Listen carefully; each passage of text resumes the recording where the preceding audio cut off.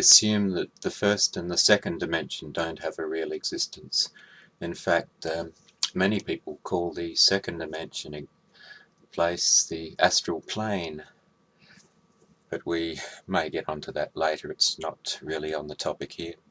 Well, let's look at these dimensions. We'll start with the naught dimension, the zero dimension. It's just a point. It's fixed, it can't move, it's stuck, and it has no width, no height, no depth.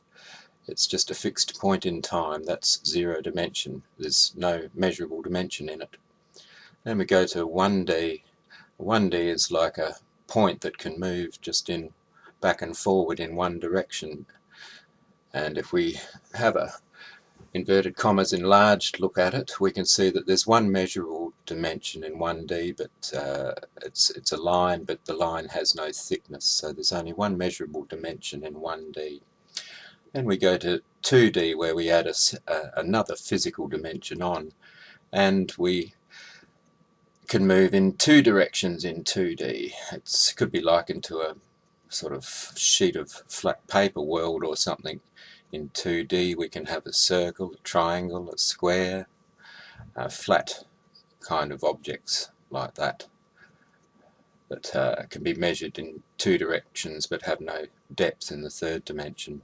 3D, of course, you know a lot of this stuff already. 3D is where we have a third physical dimension, an X, Y and a Z axis we use in geometry, and in 3D we have what we call solid objects with volume, like a sphere, a pyramid, a cube, and it's the world around us looks 3D. So now let's have a look at 4D and see why we're actually in a four-dimensional world now, not a 3D one.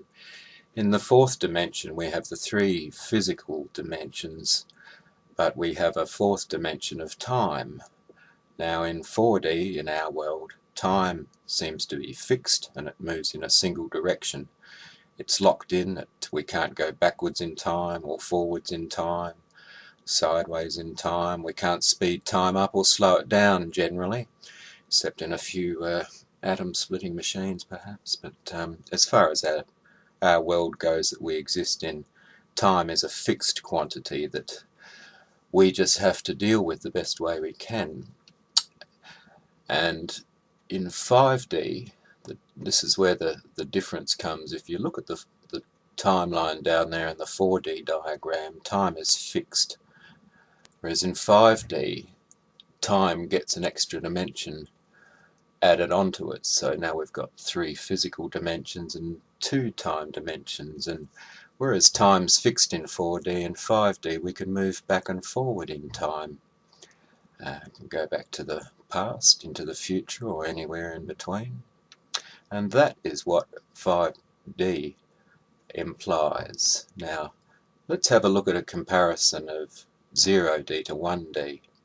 Just as in 0D space is fixed and stuck, immovable in a sense, and compared to 1D where suddenly you've got movement, a dimension of movement you don't have in 0D. And likewise from 4D to 5D it's a similar thing. In 4D we're stuck in time, but in 5D we'll be able to move back and forward through time just as easily as we can move back and forward through a room in 4D.